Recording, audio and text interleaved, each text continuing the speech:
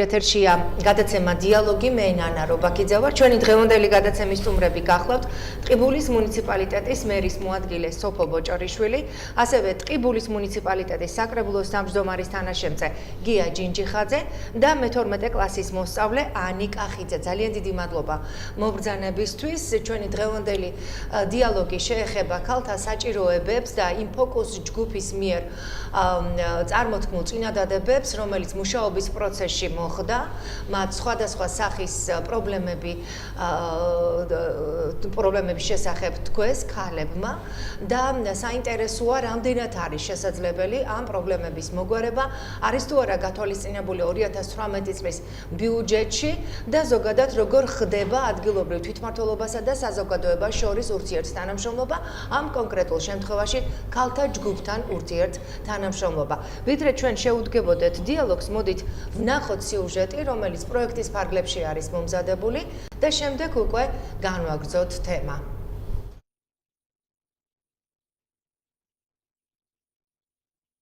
ეს კურორტი საწირია იმერეთის რეგიონში. სოფელი ტყიბულის მუნიციპალიტეტში ზღვის დონიდან 740 მეტრზე მდებარეობს. ადგილი, სადაც მთისა და ზღვის ჰავა ერთმანეთს ერწყმის. ეს უკვე გულისხმობს მის გამოჯანსაღებელ თვისებებს.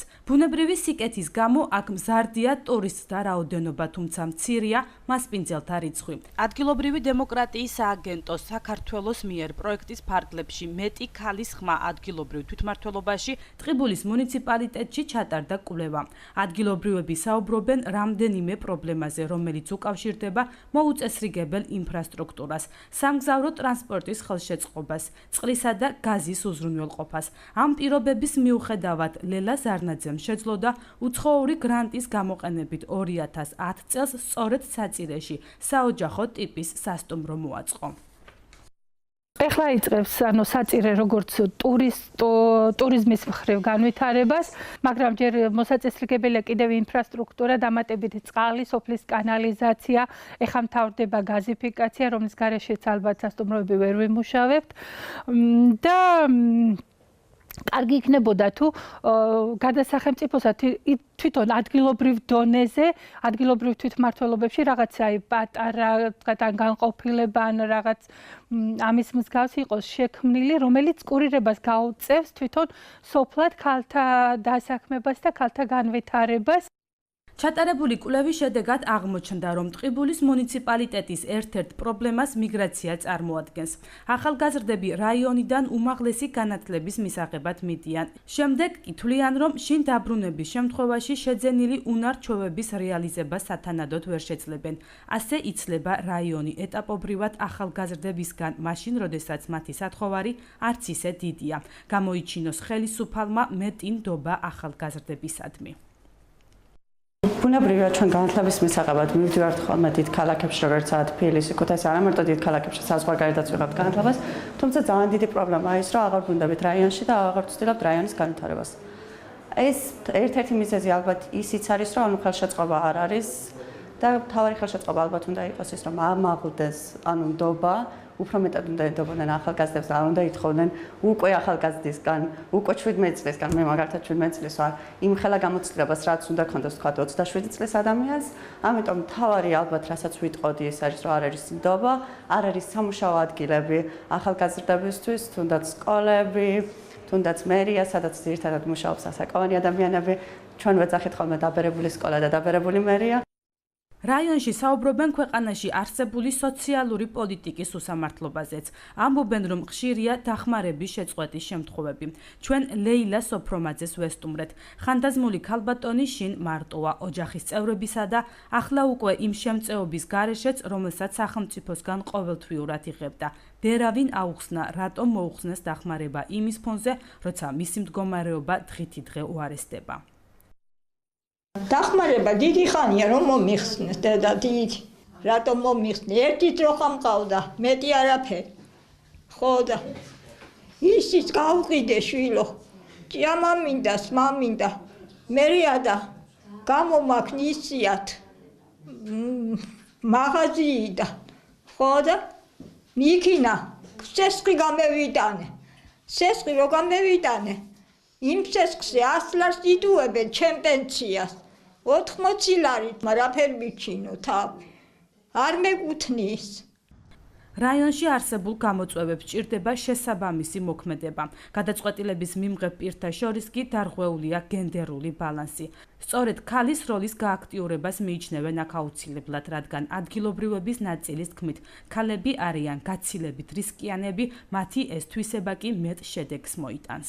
ქალები უფრო აქტიურად უნდა ჩაერთონ თვითმმართველობის საქმიანობაში, რადგან ჩემის აზრით ქალები არიან უფრო რისკიანები, უფრო ბევრ რაღაცას, რაღაცების გათვლა შეუძლიათ წინასწარ და მე მგონია ყველას საციკეთოდ წაადგება და ქვეყანას ქალების უფრო აქტიური ჩართვა, ეს იქნება საპარლამენტო ცხოვრება თუ თვითმმართველობის ორგანოებში ქალების დასაქმება. ტყიბულში არსებულ პრობლემებზე თავად ადგილობრივები საუბრობენ. კვლევის შედეგად მომზადებული ანგარიშის გათვალისწინება კი ხელისუფლების კომპეტენციაა.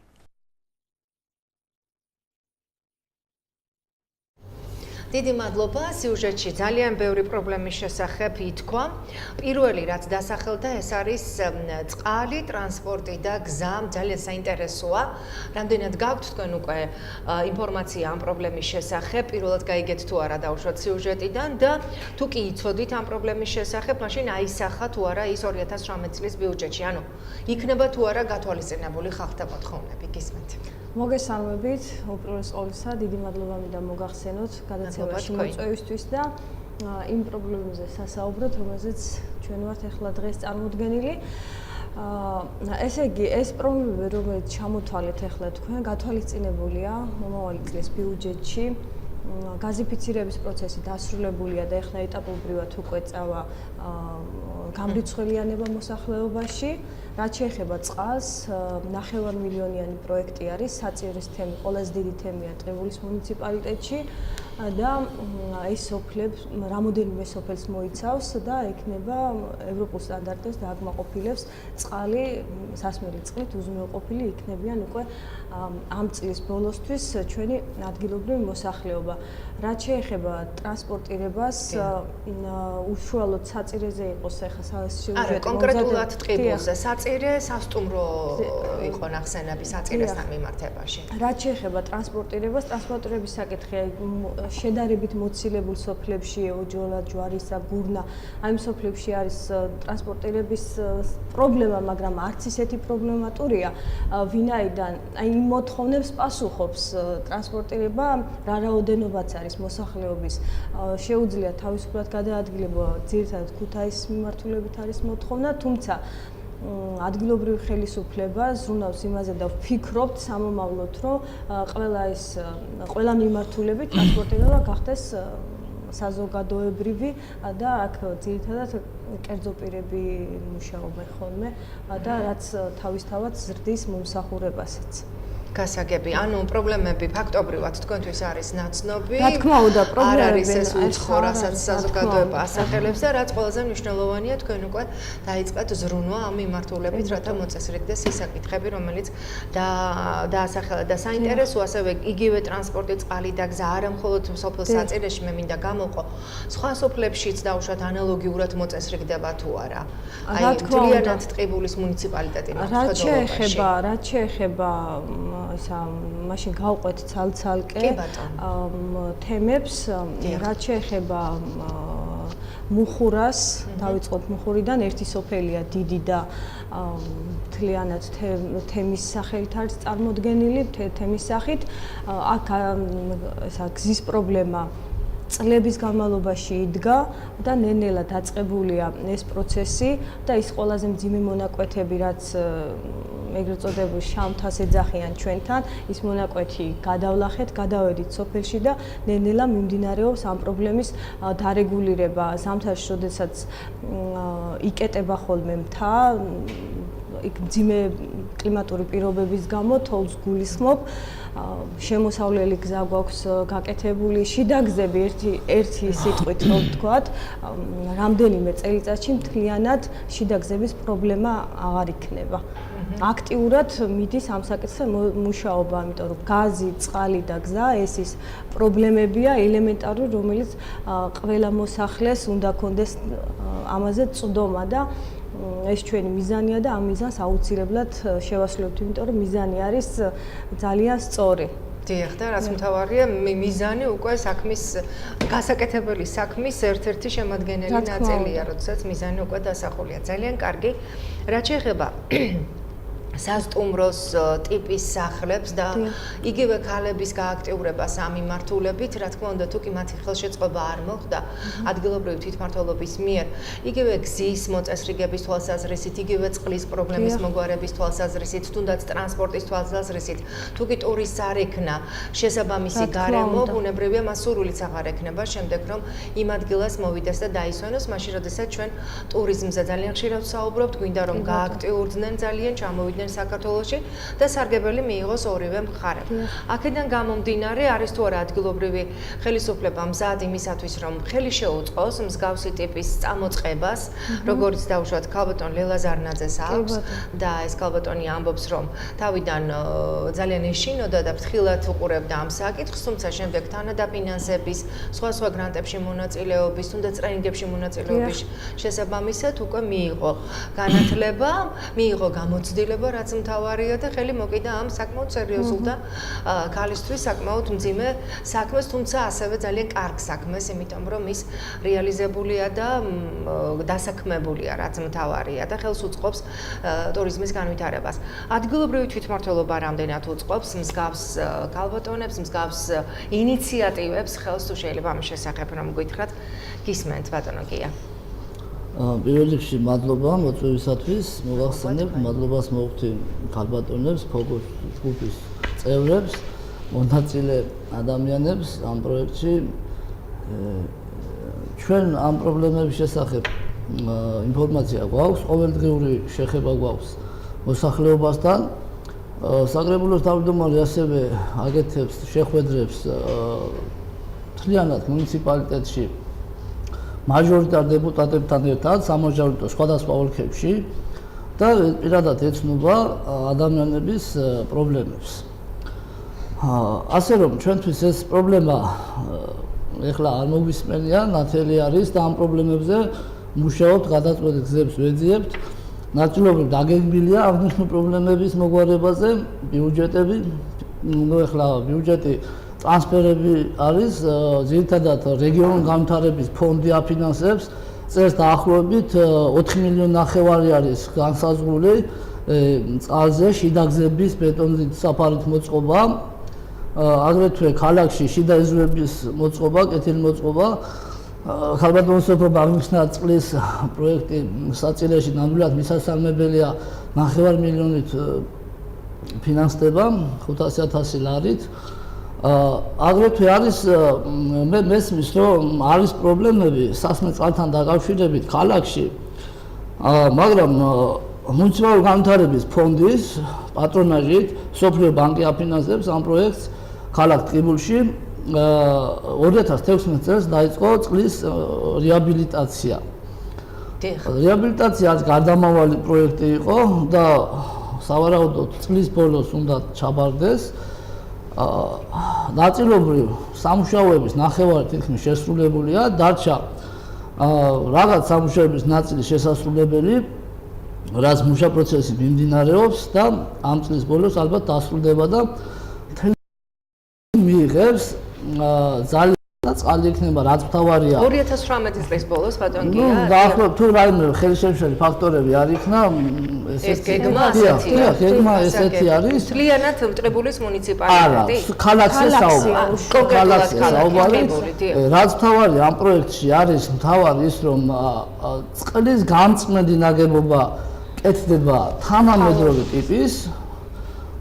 წყალი იქნება დასალევად, მოსახლეობა ჩვეულებრივ უკანიდან მიეცემს წყალს და უსაფრთხო იქნება და არ იქნება რაიმე საშიშროება, იმით რომ წყალი უხარისხოა და შეიძლება დაზიანდეს ადამიანის ჯანმრთელობა. ანუ ეს საკითხები მისასალმებელი არის. რა თქმა უნდა. რაც შეეხება ახლა სოფლებს, დიახ. ამ ბოლო 5 წლის განმავლობაში ეტაპობრივად მიმდინარეობს წყლის რეაბილიტაცია, სათავენაგებობების გარემონტება სოფლებში, მილების შეცვლა, იმიტომ რომ ეს არის ძირითადად ამორტიზირებული 25-30 წლის გაკეთებულია და მუდამ მიმდინარეობს, ასე რომ ვთქვათ, სარემონტო სამუშაოები. ეხლა ზოგან ახერხეთ პრობლემის აღმოფხვრა ნაწილობრივ, მაგრამ მაინც რჩება სამწუხაროდ ანუ ეს მცირე ჩარევები, ასე რომ ვთქვათ, ვერ მოხდა მთლიანად ამ პრობლემის მოხსნის საშუალება ვერ მოგვცა. დიახ. მაგრამ ბატონ მერს თავის პროგრამაში აქვს ეს გაწერილი, რომ ლეხიდრის პროექტი არის ესეთი სახელწოდება აქვს, რომელიც იქნება გარდამავალი დიდი პროექტი, რამდენიმე მილიონს მოიცავს ალბათ და ამ პროექტის განხორციელება განაპირობებს მთლიანად მუნიციპალიტეტის ყველა თემის წყლით მომარაგებას, რომელიც არის მთის წყალი ძალიან ჯანსაღი, კარგი ხარისხის. ეს იქნება საშვილიშვილო საქმე, როგორც ნამდვილად საშვილიშვილო საქმეზე საუბრობთ, მაგრამ პერიოდი, აი რამდენხნიანი პერიოდია, დავუშვათ მე მესმის პერიოდი მომავალი 4 წლის მანძილზე. 4 წელი არის. თქვენ მოგეხსენება თვითმმართველობის არჩევნები ახლა აქ შემოდგომაზე იყო და ახალი, ასე ვთქვათ, განახლებული გუნდი შეუდგა მუშაობას და 4 წლის პერიოდში უკვე შესაძლებელი იქნება დიახ, უკვე გადაგმულია ნაბიჯები, ანუ ეს უბრალოდ სიტყვები არ არის, ეს მოწმობს ქალბატონო სოფო მძანა, გარკვევით რომ 500,000 ლარი წელს საწირეში მიდის და უნივერსალობით ამას და პროექტები უკვე დასრულებულია და ანუ ნაბიჯები გადადგმულია წინსვლისკენ, კი. თუ ვით საწირეს მოვაგვარებ, შემდეგ დავიწყეთ ამ პროექტის შესრულებას. დიდი იმედი გვაქვს, რომ ეს შესრულებადი პროექტი იქნება და მართლაც რომ საშვილიშვილო საქმე იქნება. რაც შეეხება ახლა ტრანსპორტზე ქონდათ საუბარი, რომ სოციალური პროგრამად განვიხილავ ალბათ იმას, რომ აი ქალაქში გავთ არის IP კომუნალურ გაერთიანება, სადაც კომუნალურ გაერთიანებას ყავს თავისი ავტოპარკი ყავს, რომელიც ემსახურება თვითონ ქალაქში მოსახლეობას უშუალოდ.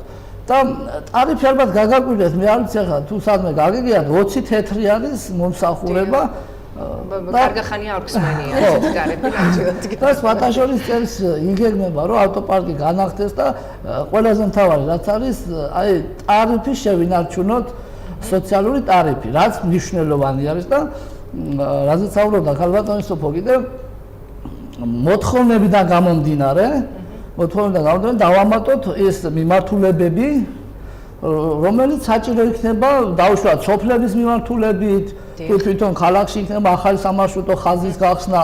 ეს როგორც მუშა პროცესი არის, ჩვენ მუშაობთ გამგეობა საგრებულო შეთანხმებულად და ჩვენი საზრუნავი არის მოსახლეობის კეთილდღეობა და მათი პრობლემების მოგვარება. გასაგებია. აი ტრანსპორტი ძალიან კარგად აღნიშნეთ, 20 თეთრი ნამდვილად არ არის ის თანხა, რომელიც კარგახანი უბრალოდ არის ის თანხა, რომელიც დავამატებდი. შეღავათებითაც სარგებლობენ ამასთანავე მოქალაქეები. არის კატეგორია, რომელიც საერთოდ არ იხდის გადასახადს.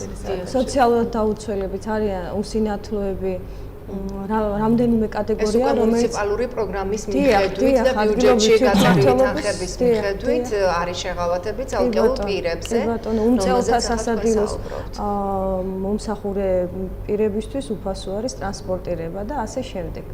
გასაგებია, თუმცა ტრანსპორტის პრობლემა მაინც იყო დასახელებული, დიახ. ეს არ არის საკმარის, რა თქმა უნდა და კიდევ ბევრია გასაკეთებელი და ამის საჭიროებებს ხედავთ და მუშაობთ ამ მიმართულებით, თუნდაც ავტოპარკის განახლება და უამრავი გაგეგმილი ნაბიჯი ტრანსპორტის მოძრაობა, იმიტომ რომ გაჩნია რომ საათზე წყდება უკვე ტრანსპორტის მოძრაობა, ახალგაზრდების საკითხი ძალიან მნიშვნელოვანია.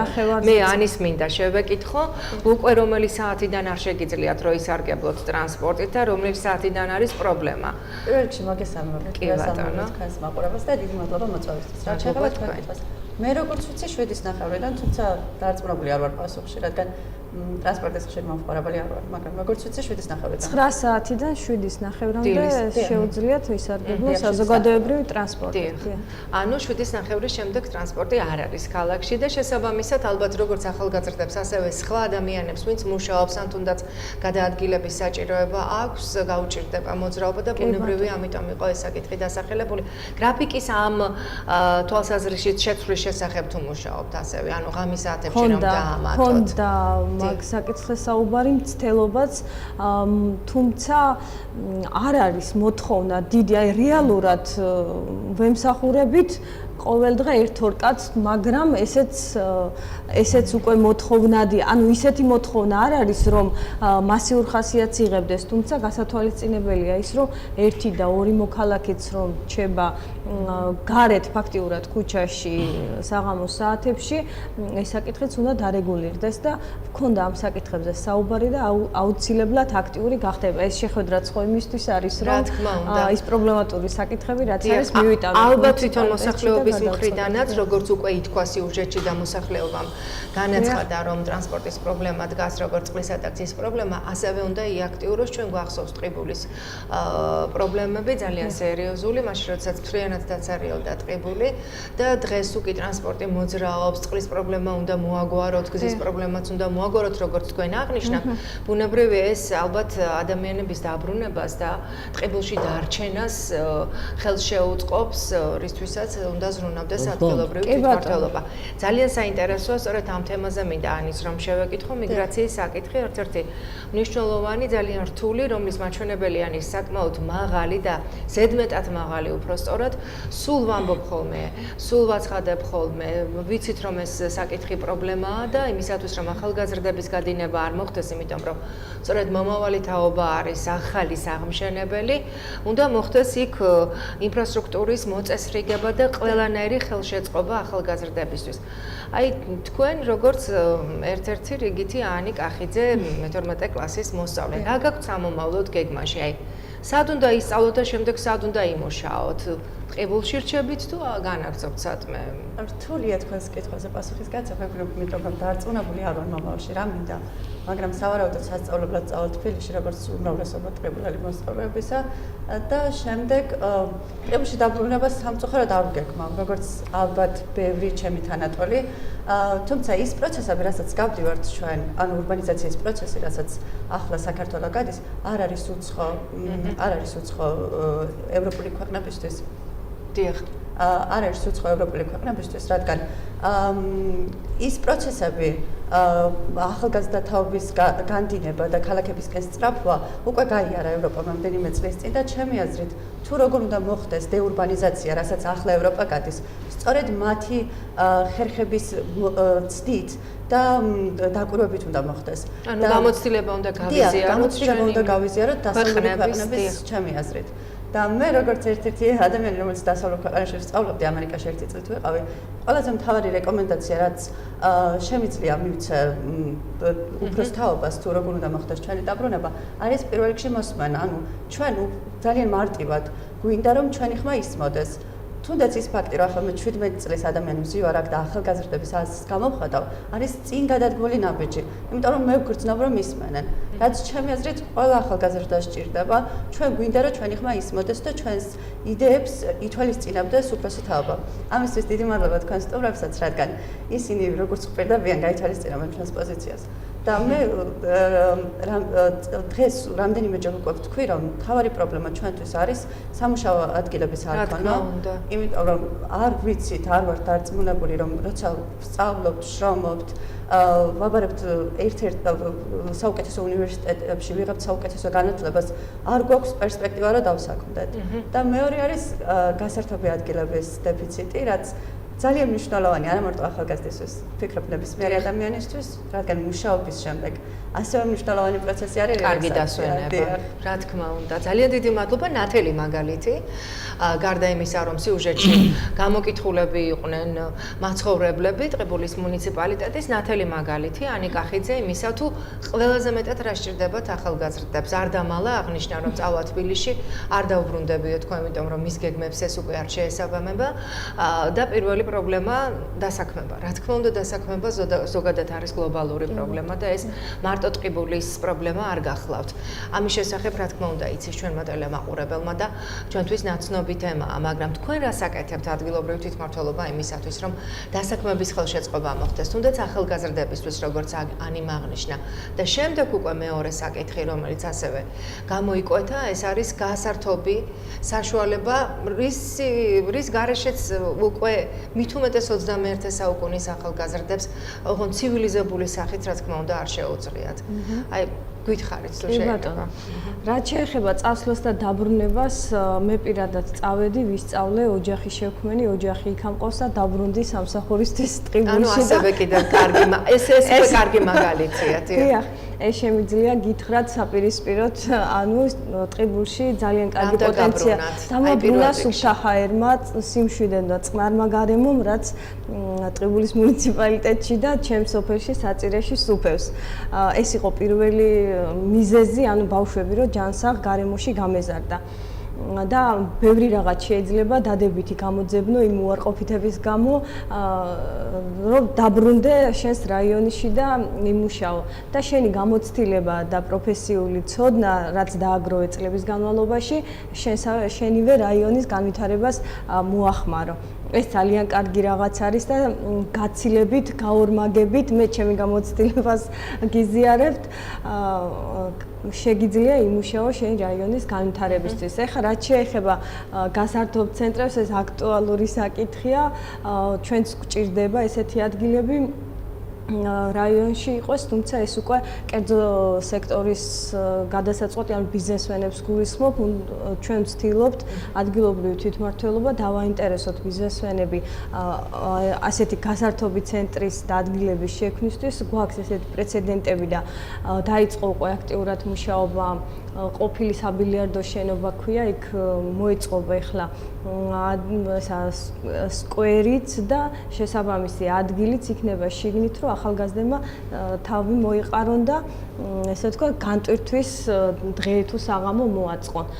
კიდევ გქონდა შეკითხვები. არა, ეს ორი იყო, რაც კონკრეტულად ანის ნათქვამის მიხედვით ხომ არ დაამატებთ ბატონგია, აი ზუსტად დასაქმების თვალსაზრისით, ხომ არ არის რაიმე პროექტები უკვე გათვალისწინებული 2018 წლის ბიუჯეტში, თუნდაც თანადაფინანსებით, ან ინვესტორების ხელშეწყობით და ასევე გასართობის საშუალებების შექმნა ახალგაზრდებისთვის.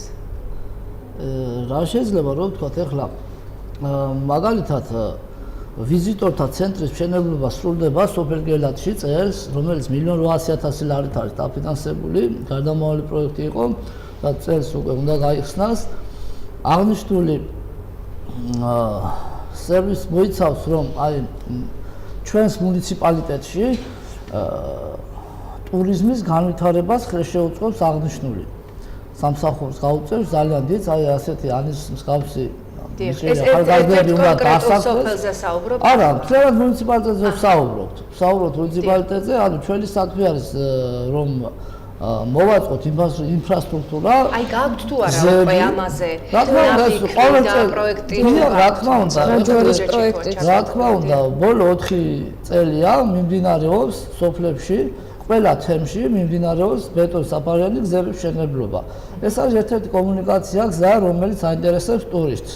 ანუ ჩვენ ძირითადად ეხლა არის ხაჯვარის პროექტის საუბარი, დიდი იმედი გვაქვს ჩვენი დეპუტატის ბატონი ელგუჯასი, რომ ტყიბულს დაეხმარება აუცილებლად სიტყვის კაცია და რასაც ამბობს აკეთებს კიდეც და ახალგაზრდების იმედიც ეგ არის, მე მგონი, რომ დიდი პოტენციალი ელოდება ტყიბულს. ყოველ შემთხვევაში ეს როგორც სამრეწველო რაიონი ვართ, ასე რომ ვთქვათ, მაგრამ პლუს ემატება ტურიზმი. დიახ. ტურიზმი და მე ურჩევდი მათ წავიდნენ სასწავლებლად, ისწავლონ რა თქმა უნდა, მაგრამ ქართველი ზოგადად ადამიანი თავის სამშობლოში ბრუნდება ისევ და თავის ბრუნდება, მაგრამ აუცილებლად ჭირდება ხელშეწყობა, თუ კი ხელშეწყობა არ იქნა, არ დაბრუნდებიან. რანი მაგნიშნა აგერბი. ხელშეწყობა არის უსაფრთხო გარემო. დასაქმება აუცილებლად. აუცილებლად უსაფრთხო გარემო, სადაც შეიძლება განვითარდეს ბიზნესი, საჭიროა უსაფრთხო გარემო, საჭიროა კომუნიკაციები და ამის შემდეგ, როგორც გავატყობთ მაგისტრის ეს არის ბიზნესმენების საქმე, ეს არის პირადი უნდა მოხდეს ჩვენებრივი თვითმმართველობის მხრიდან უნდა მოხდეს არა მარტო ბიზნესმენები, იმიტომ შეიძლება ბიზნესმენები არ დაინტერესდნენ, მაგრამ თვითმმართველობა უნდა გამოიჩინოს ინიციატივა და უნდა დავამატებთ თუ შეიძლება, ანუ გამოვიჩინეთ დიახ ინიციატივები ჩვენ ყოფილი სასტუმროს შენობაზე, რომელიც არის ძალიან კარგი ნაგებობა ქალაქის ცენტრში, ქალაქ ტყიბულის ცენტრში, კი და არის ინვესტიციების ჩადებას აპირებენ ამ სასტუმროს განვითარებაზე. აბსოლუტურად მტკივნეული და სწორი საკითხი არის ტურისტებისთვის სასტუმროს არ ქონის პრობლემა, თუმცა ამ საკითხზე აქტიურად მუშაობთ. რამდენჯერმე ვქონდა იმის შანსი, რომ ძალიან დიდი დონის შეჯიბრებები ჩატარებული იყო ტყიბულში, იმიტომ რომ გვაქვს შესანიშნავი სპორტის სასახლე, რომელიც შარშან გავხსენით. და ვერანაირად ან ვერ ვახერხებთ ამ ყველაფრის ორგანიზებას გამომდინარე იქიდან რომ არა გვაქვს შესაბამისი პირობები ხალხის მოსასვენებლად. ჩამოდიან ტურისტები, გვაქვს საფეხმავლო ბილიკები, უამრავი წერტილი გვაქვს, ესე თქვა 9 ჯვარის, მუხურის ციხის, გელათის, მოწამეთის, გურნის, ну ძალიან ბევრი ადგილია ისეთი, რომელთაც დაინტერესდება ტურისტი, მაგრამ ვეღარ ვაჩერებთ. იქიდან გამომდინარე რომ არ არის ისევ და ისევ სასტუმრო. ჩვენ გვაპირდაპირ ეთერში ვართ ტყიბულის მუნიციპალიტეტის მერის მოადგილე სოფო ბოჭერიშვილი, ასევე ტყიბულის მუნიციპალიტეტის საკრებულოს თავმჯდომარის თანაშემწე გია ჯინჯიხაძე და მე-12 კლასის მოსწავლე ანი კახიძე გახლავთ ჩვენი გადაცემის სტუმრები. გადაცემა მომზადებულია ადგილობრივი დემოკრატიის სააგენტო საქართველოს მიერ პროექტის მეტი ქალის ხმა ადგილობრივ თვითმმართველობაში ფარგლებში. და ჩვენ ვსაუბრობთ იმ საჭიროებების შესახებ, რომელიც ქალთა ფოკუს ჯგუფის მუშაობის პროცესში გამოიკვეთა. ერთ-ერთი საკითხი სხვა მნიშვნელოვან საკითხებთან ერთად თავად ანი კახიძემ დაასახელა, ეს არის დასაქმებისა და გასართობის საშუალებების პრობლემა ტყიბულში და ეს პრობლემა მე მგონი სრულიად საქართველოში ნამდვილად არის და როგორ შეიძლება ადგილობრივმა თვითმმართველობამ რაღაც გადაწყვეტილება მიიღოს, როგორმე შეუწყოს ხელი აი ამ საკმაოდ გლობალურ და სერიოზულ პრობლემას და როგორ შეიძლება ეს ახალგაზრდები დააკავოს ადგილზე. მე თვითონ ანისთანაც ამაქვს კიდევ კითხვა. ანი, ხომ არ იფიქრებთ თქვენ თავად ახალგაზრდები, რომ არანაირად არ მოასვენოთ ადგილობრივ თვითმმართველობა, მაგრამ პირველ რიგში რაიმე პროექტი თქვენ თავად წარუდგინოთ და სწორედ ის პროექტი, რომელიც თქვენზე იქნება მორგებული, თქვენი იქ დარჩენის ხელშეწყობაზე, დასაქმების ხელშეწყობაზე, რაღაც ისეთი უმნიშვნელო შესაძლოა პირველ რიგში, მაგრამ საპირილოტე მაინც რომ იყოს ტყიბული ამ მიმართულებით, რადგან ჩვენ ახარ ახლა ახალგაზრდობის წარმომადგენელი დღეს და აი ამ გადაცემების ფორმატში დიახ პირველი სტუმარი არის თვითონ ახალგაზრდა, როდესაც მოვიდა და თავად აგერ ტელევიზიიდან და გადაცემიდან გააჟღერა ეს პრობლემა.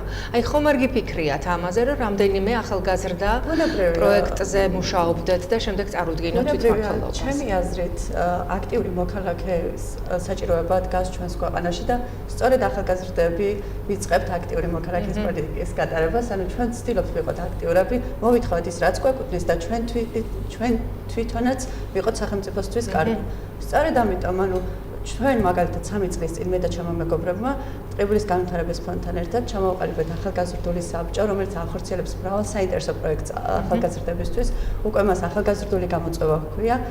წინა ხუთშაბათს მაგალითისთვის ვიყავით თერჯოლის მზის დღის ცენტრში, მზის ხივი, სადაც დავეხმარეთ გავატარეთ ერთი დღე შეზღუდული შესაძლებლობების მქონე ბავშვებთან ერთად. შესაბამისად, ის ფაქტი, რომ გასართობი ცენტრები თქვა არ არის არა მარტო ტყიბულში, არ მინდა საყოველთაოდ ხა ისე გამოვიდეს მხოლოდ ტყიბულია, ბუნებრივად გულისხმობ მთლიანად საქართველოს. ჩვენ თავად ახალგაზრდები ვცდილობთ შევქმნათ კომფორტული გარემო ჩვენთვის. და ჩემთვის პირადად კომფორტული გარემო არის ის ადგილი, სადაც შემიძლია ვიყო აქტიური. და ამ მის საშუალებას მაძლევს არასამთავრობო ორგანიზაცია ტყიბულის განვითარების ფონდი. კიდევ ერთხელ დიდი მადლობა მინდა უთხრა მის თითოეულ წევრს. სადაც მე შემიძლია ვიყო აქტიური, განვახორციელა მრავალი პროექტი, ახლაც ვგეგმავთ ერთი პროექტის განხორციელებას, რომელსაც ჰქვია ტყიბული talks, ცოტათი ჟურნალისტიკურია თქვენ სფეროსთან ახლოს, გეგმავთ მომიწვიოთ განსხვავებული ეპოქიდან, განსხვავებული ათწლეულიდან ადამიანები, თინეიჯერები, რომლებიც იყვნენ 70-იან წლებში, 80-იან წლებში, ვასაუბროთ, როგორი იყო მაშინ ცხოვრება, რას ხედავენ ახალ თაობაში. ალბათ მიხვიდეთ იქამდე, თუ რა შეიძლება გაკეთდეს დღეს იმისათვის, რომ ისევ მოწესრიგდეს ის საკითხები, რაც მოწესრიგებული იყო. დიახ, მე ხშირად მსმენია ხოლმე დედაჩემის ბებია ჩემის თაობებიდან, რომ იყო ბევრი გასართობი ცენტრი, ჰქონდათ საშუალება, იყო ბევრი მუსიკალური გუნდი, საცეკვაო გუნდები. გვინდა დავადგინოთ, რამდენად სწორი იყო ეს, ან როგორ ხდებოდა, ან როგორ რა დონემდე ერთვებოდა სახელმწიფო და რა როლი ჰქონდათ ახალგაზრდებს. და სწორედ გამოცდილების გაზიარებით გეგმა და რა გახდა იმის მიზეზი, რომ დღეს ეს ყველაფერი აღარ ფუნქციონირებს. ეს არის ალბათ უმთავრესი. ჩვენ გარდამავალ პერიოდში ვართ, ჩვენ ხო განვითარებადი სახელმწიფო ვართ. ბუნებრივია ეს პროცესები.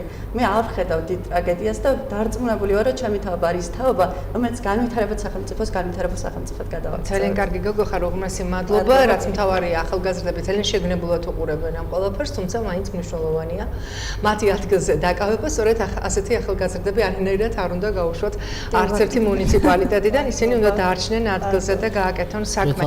ერთ-ერთი სერიოზული პრობლემა ასევე არის სოციალური დახმარების საკითხი, ქულები, რომელიც ძალიან ხშირ შემთხვევაში არაშესაბამისი არის ხოლმე და აქედან გამომდინარე ეხსნებათ დახმარება, შემდეგ უკვე ძალიან უჭირს იმ ოჯახს, რომელიც უკვე შეჩვეულია ამ დახმარებას და მით უმეტეს თუ კი სხვა შემოსავალი არ გააჩნია.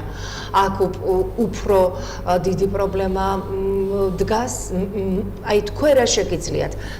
როგორ შეგიძლიათ მიეხმაროთ იმ ადამიანებს, იმ ოჯახებს, ვისაც არა შეიძლება კანონიერად, მაგრამ არასამართლიანად მოეხსნათ დახმარებები, ხომ არა გაქვთ რაიმე ინიციატივა, რაც უკვე შეთანხმებულია, ან ხომ არ აპირებთ სამომავლოდ და ასევე ბიუჯეტიდან ხომ არ აპირებთ იგივე იმ ადამიანების ხელშეწყობას, რომელთაც ეხსნებათ დახმარება და შემოსავალი კი არ გააჩნიათ. დიახ, მადლობთ ესეთ შეკითხვისთვის. ზოგადად შევეხები სოციალური დახმარების პროექტს და პროგრამას, რაც მტკივნეული არა მხოლოდ ჩვენი რაიონისთვის, ზოგადად ქვეყნისთვის. ვფიქრობ, ეს პროგრამა ძალიან და არ არის ეს მხოლოდ ჩემი ფიქრი და ვარაუდი დასახვეწი და რაღაც ჩარჩოებშია მოსაქცევი. იქიდან გამომდინარე, რომ არ ხდება ზოგადად ზუსტად შეფასება იმ მდგომარეობის, რა მდგომარეობაშიც ესა თუ ის მოქალაქე იმყოფება. ხშირად ვაწყდებით ესეთ პრობლემებს სოფლებში, ქალაქშიც ყველგან, რომ უკიდურესად გაჭირებულ ადამიანს ეს ქულა მოვიდა არარეალურად დიდი.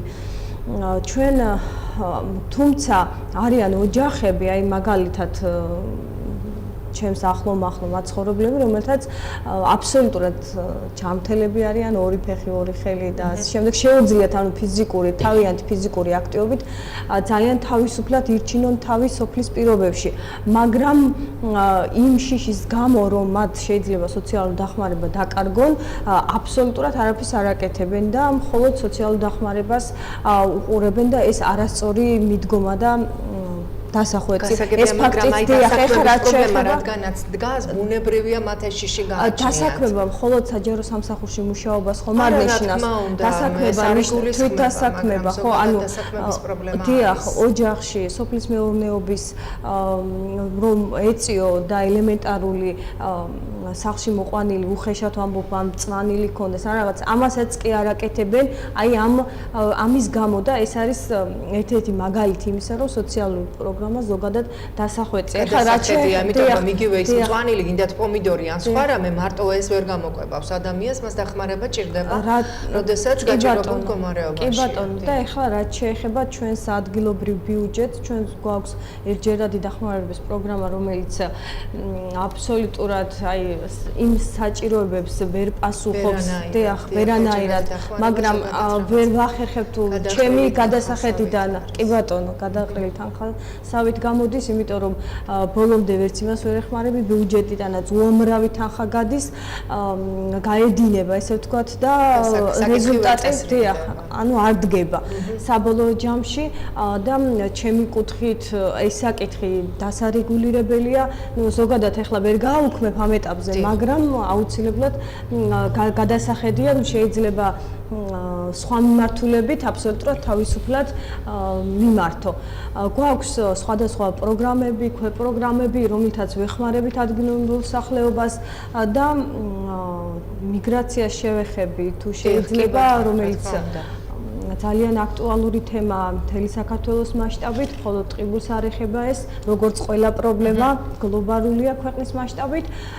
მიგრაციის პროცესის შესაჩერებლად დავიწყეთ ბაგაბაღების აქტიური მშენებლობა ისეთ სოფლებში, სადაც საერთოდ არ ყოფილა ბაგაბაღი, სკოლამდელი აღზრდის დაწესებულებები. მოქალაქეები, რომლებიც ოჯახს ქმნიან და მოდიან სოფელში და როდესაც მათ შვილები შეეძინებათ, არა აქვთ იმის საშუალება, რომ მათ სკოლამდელი აღზრდის დაწესებულებებში ატარონ და ის განათლება, რასაც განათლების სამინისტრო გვაძლევს ახლა ზოგად რეკომენდაციებს, ის მისცე. და იძულებული არიან დატოვონ სოფელი და წამოიყვანონ ქალაქად. ქალაქში მიმაგრებული უკვე ვეღარ ბრუნდება, სოფელში ბუნებრივია. დავიწყეთ ამ ბაღების მშენებლობა, უკვე დაპროექტება დაწყებულია და პარალელურად ამისა ყველა ბაღის რეაბილიტაცია იგეგმება მომავალ წელს და მომავალ წლებში. მთლიანად უკვე რეაბილიტირებული გვექნება ბაღები და ამ ყველაფერმა, წყალმა, გზებმა, ბაღებმა, სკოლებში იცით ტრანსპორტით მომსახურება არის უკვე და გადაადგილება აღარ უჭირთ მოსწავლეებს. კომპლექსურად ყველაფერმა ერთად უნდა შეარჩიოს მიგრაციის პროცესი. პლუს ამას ემატება სოფლის განვითარების პროექტებიც იყო და ჩართულობა არასამთავრობო ორგანიზაციების, რომელთაც მაქსიმალურად უწყობთ ხელს ადგილობრივი თვითმმართველობა, რომ თანადაფინანსებით ის მეწარმე ქალბატონები, ვინაიდან ქალბატონებზე გვაქვს ახლა ჩვენ და გენდერული ბალანსი, ამ კუთხით მივდივართ, მაქსიმალურად შეუწყოთ ხელი. მე არაერთხელ მქონია ელკანასთან შეხვედრა, არასამთავრობო ორგანიზაციასთან, ელკანას პროექტები უამრავი ყოფილა გელათიდან და მოწამეთიდან, ქალბატონებს, რომლებიც დასაქმებული არიან, ხელნაკეთობებს ასრულებენ, აქვთ აგრეთვე სასტუმროები, ჰოსტელები და ასე შემდეგ. მუნიციპალიტეტის გვერდით დგომა მათ მაქსიმალური აქვს, რაც შეიძლება რომ ადგილობრივმა თვითმმართველობამ თავის შესაძლებლობების ფარგლებში გააკეთოს მათ წინა პლანზე წამოსაწევად, ყველაფერს ვაკეთებ და მით უმეტეს რომ მეც ქალბატონი ვარ და ჩემი კუთხით ეს მნიშვნელოვანი საკითხია.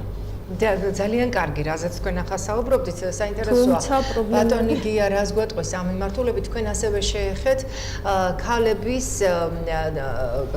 დასაქმებას, თუნდაც მცირე ბიზნესით, მინი კოოპერატივების მეშვეობით, საოჯახო ხელსაქმის მეშვეობით და როდესაც ისინი საქმდებიან, ბუნებრივია, აქ რეალიზებაზეც არის საუბარი და უკვე ბაზრის მონახვაზე და აი ამ ბაზარზე მათი პროდუქციის გატანისა. აი ამ მიმართულებით ბატონ გია, როგორც წარმომადგენელი ადგილობრივი თვითმმართველობის, ქონიათ თუ არა დაუშვათ შეხება ამ მსგავსი ტიპის საქმიანობის მქონე ქალბატონებთან, ახლა ჩვენ ქალთა ჯგუფები გამოვყავით, იმიტომ რომ სწორედ ქალთა ჯგუფებში გამოიკვეთა ეს პრობლემები, რამდენად უწყობთ ხელს მათ, ან რა მიმართულებით უწყობთ ხელს, ან თუ კი დაუშვათ არ გქონიათ დევს თუ არა ბიუჯეტში და გათვალისწინებულია თუ არა ბიუჯეტში ამ მიმართულებით რაიმე იმისათვის რომ მათი მდგომარეობა გაუმჯობესდეს. ახლა მცირე საწარმოებს გულისხმობთ ალბათ და როგორც აღნიშნა, დიახ, ქალბატონის სოფომ როგორც აღნიშნა, ჩვენს მუნიციპალიტეტში გავრცელებული არის დიახ, აი ასე რომ ვთქვათ, საეკლესიო ნივთების დამზადება ტურისტებსაც აინტერესებს, სხვადასხვა სახის არასაეკლესიო ნივთები, რომელიც ასე ვთქვათ, ბიჟუტერიად რაც საეკლესიო არ არის, ბიჟუტერიად შეიძლება ასე ვთქვათ, დავარქვათ ამ ყველაფერს, ამ გაულები. თვითნაკეთი ბაზრობაც არის გელათის მონასტრის წინ თვითნებურად მოწყობილი ბაზრობა არის წლების მანძილზე.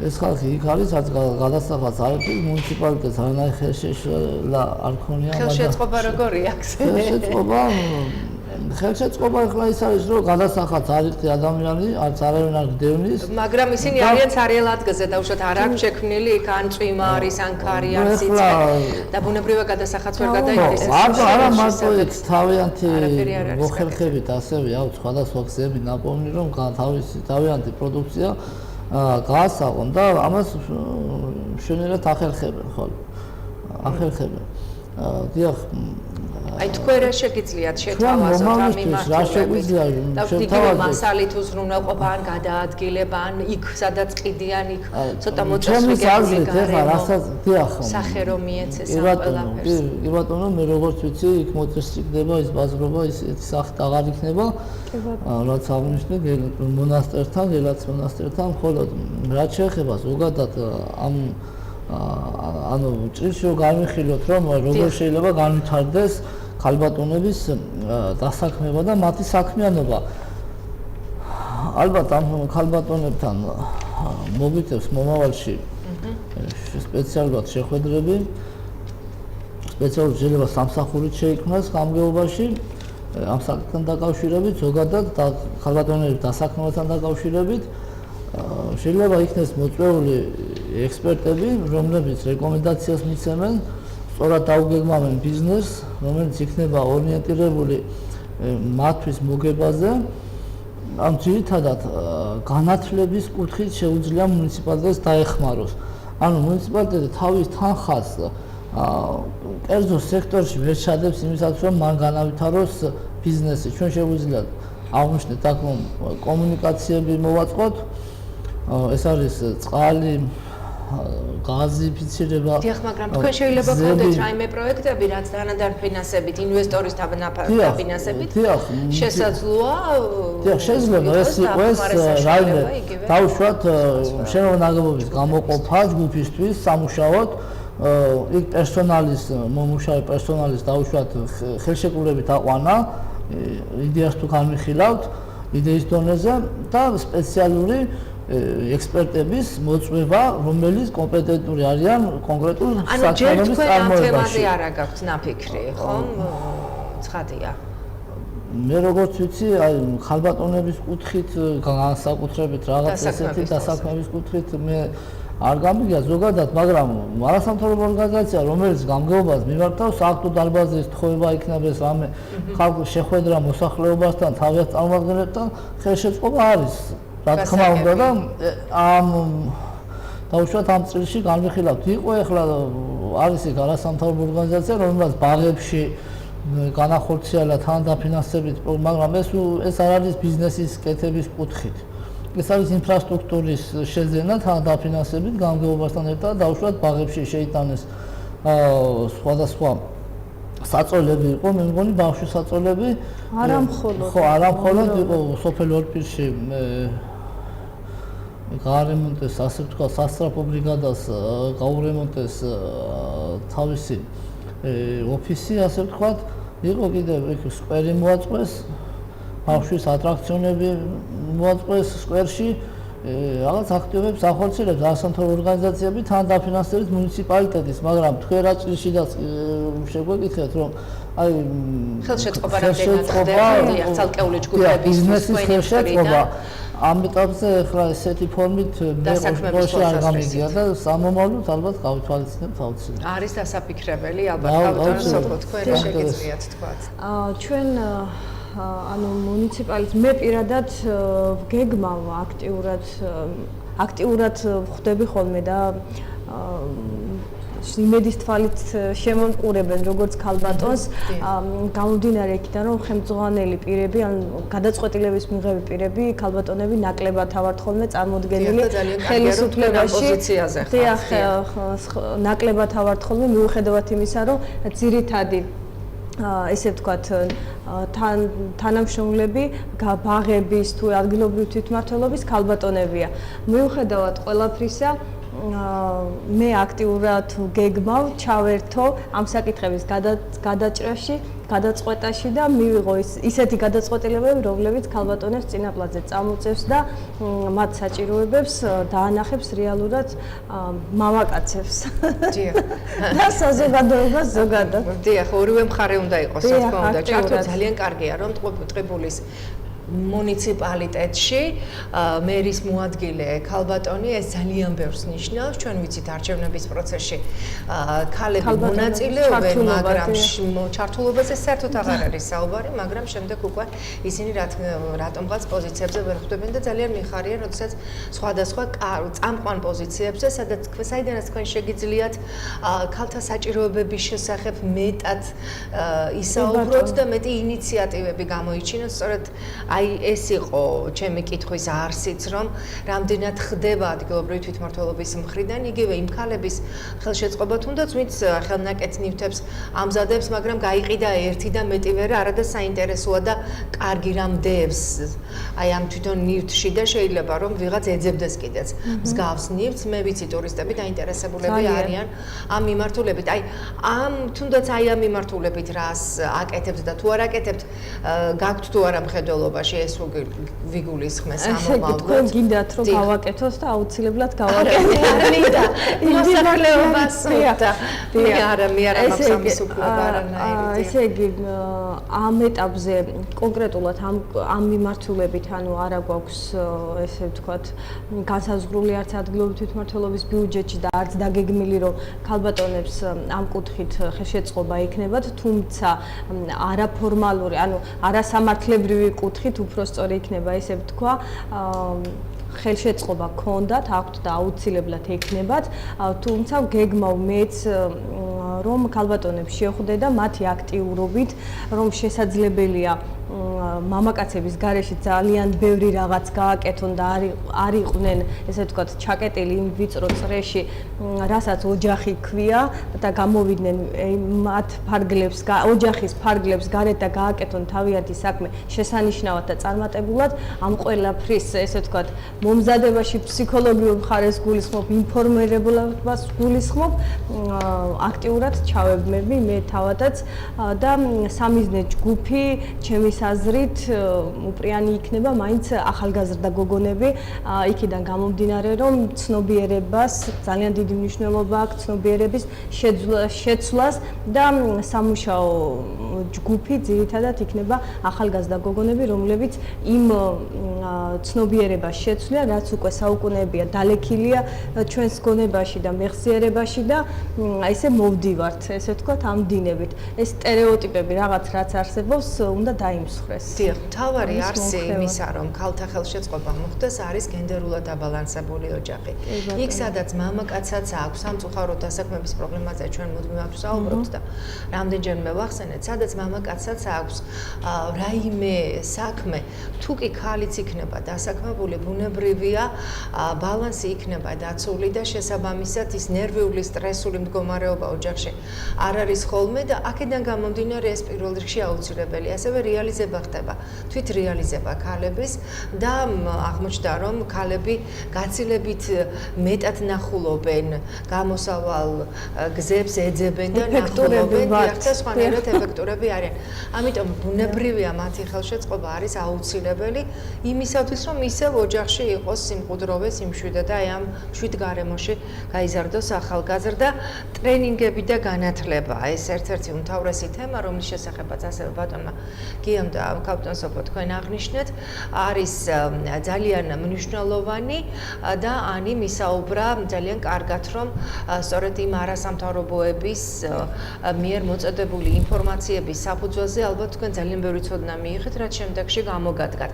ამ მიმართულებით, ანუ განათლების დონის ამაღლებისა და ცნობიერების ამაღლების თვალსაზრისით ქალთა ჯგუფებში, ამ მიმართულებით თუ გაქვთ რაიმე გათვალისწინებული 2018 წლის ბიუჯეტში, იმისათვის რომ ისინი გათვითცნობიერდნენ და აი ამ გათვითცნობიერების შემდეგ შეუდგნენ სხვადასხვა საქმიანობას და თუ კი არა გაქვთ დაუშვათ რამდენად კი ფიქრიათ ამის შესახებ. ფინანსებთან იმდენად არ არის ეს დამოკიდებული, ვინაიდან გეგმა მე თვითონ ვიყო, ესე ვთქვათ, ის ორატორი თუ ვინც იქნება, ანუ ინფორმაციის მიმწოდებელი, ესე ვთქვათ, მოსახლეობას და რომელიც ამ ცნობიერების ამაღლების დონეზე იმუშავებს და არ არის ეს ისეთ ფინანსებთან დამოკიდებული, რომელსაც რაღაც განსაკუთრებული დაგეგმა და ბიუჯეტში გაწერა ჭირდება. დიახ, გასაგებია.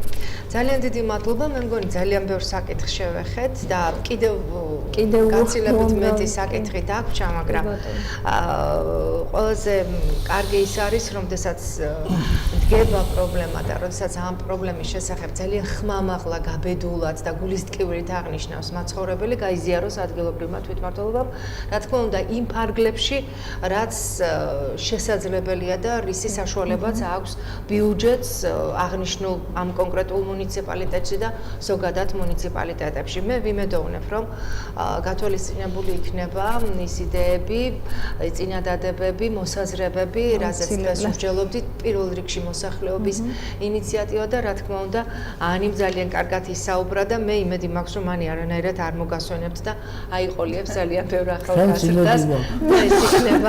ეს იქნება ერთ-ერთი სტიმული იმისა, რომ სხვებმაც თავიანთი მოსაზრებები წარმოთქვან და ისაუბრონ საჭიროებებზე და მიაღწიონ იმას, რომ მოხდეს მათი ხელშეწყობა, იმიტომ რომ სწორედ ამისათვის არის ადგილობრივი თვითმმართველობა და ამისათვის მიეცათ ადგილობრივი თვითმმართველობის წარმომადგენლებს თქვენი ხმა და აქედან გამომდინარე მანდატები. დიდი მადლობა. მე შევახსენებ ჩვენს ტელემაყურებლებს, რომ გადაცემის სტუმრები გახლდათ ტყიბულის მუნიციპალიტეტის მერის მოადგილე სოფო ბოჭორიშვილი, გია ჯინჯიხაძე, ტყიბულის მუნიციპალიტეტის საკრებულოს თავმჯდომარის თანაშემწე და მე-12 კლასის მოსწავლე ანი კახიძე. წარმატებები მინდა გისურვოთ.